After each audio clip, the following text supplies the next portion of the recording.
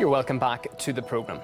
German lawmakers have gathered to vote on a third bailout for Greece. Berlin needs the approval of Parliament to open talks with Athens on final conditions. Ahead of the debate, the German Chancellor emphasised that Greece must be given a chance, but Athens should not count on writing off the debt.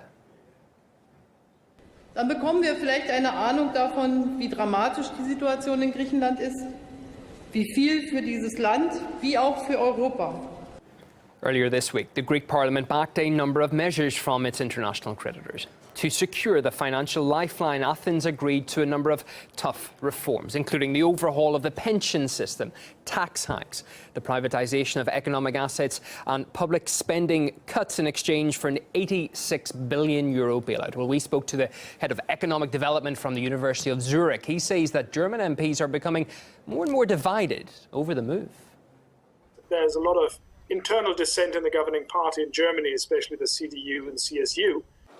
It's becoming harder for the Chancellor to actually get people in her own party to vote in favour of further bailouts. The new programme is going to be gigantic. It's going to be 80, 90 billion at least.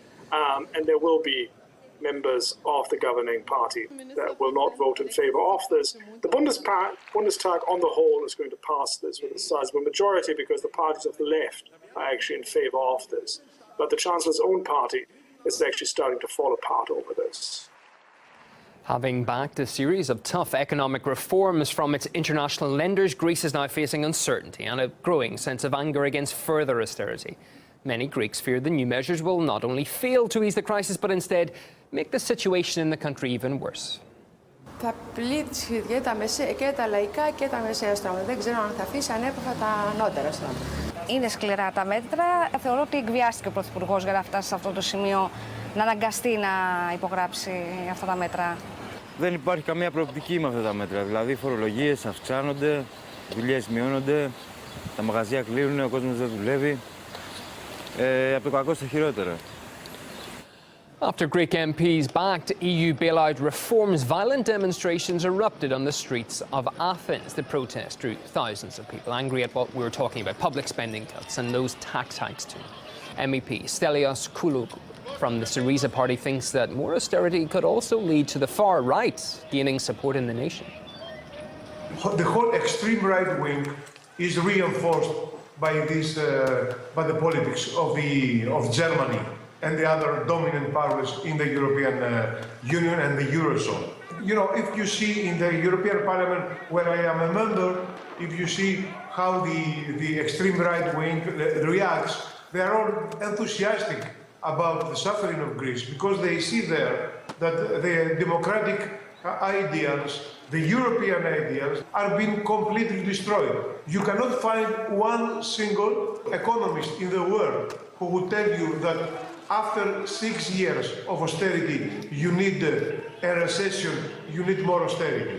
One of the goals of this forced agreement was exactly to weaken citizens. I don't like a party which is against the austerity.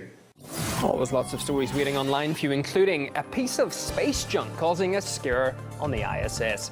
The crew had to take shelter in a Soyuz spacecraft docked at the station after a fragment from an old satellite came hurtling towards them. Find out more on our website. Plus, bacon-flavoured seaweed, anyone? Scientists have discovered an edible algae that tastes exactly like pan-fried bacon. And that's not all. Read about other dishes that can be cooked with the seaweed sensation on RT.com.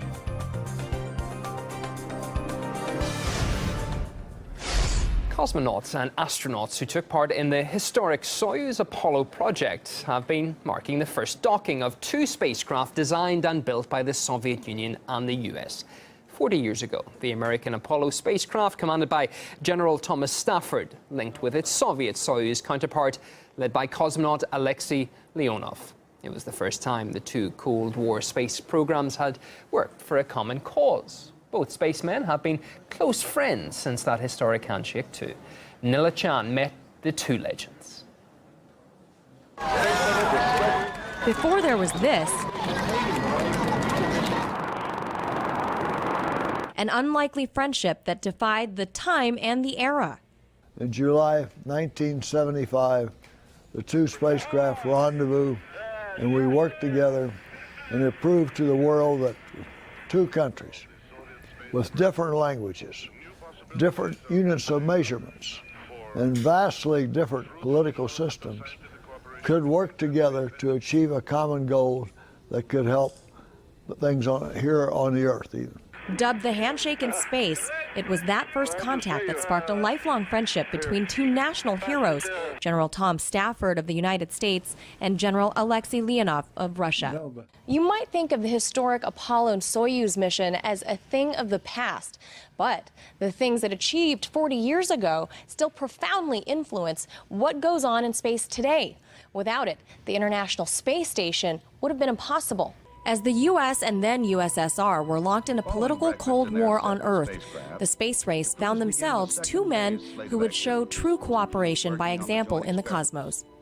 When we flew Apollo Soyuz in 1975, it was the height of the Cold War. Yet, for what we did in space, politics never entered into it. Both cosmonaut and astronaut paved the way for the technology that we're now seeing aboard the ISS, and a special relationship that America and Russia are still sharing today in space.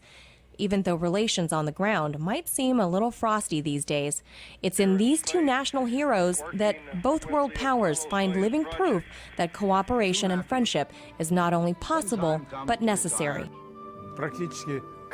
We talk on the phone almost every day, and sometimes we meet each other in America or in Russia, at my home or at Tom Stafford's home.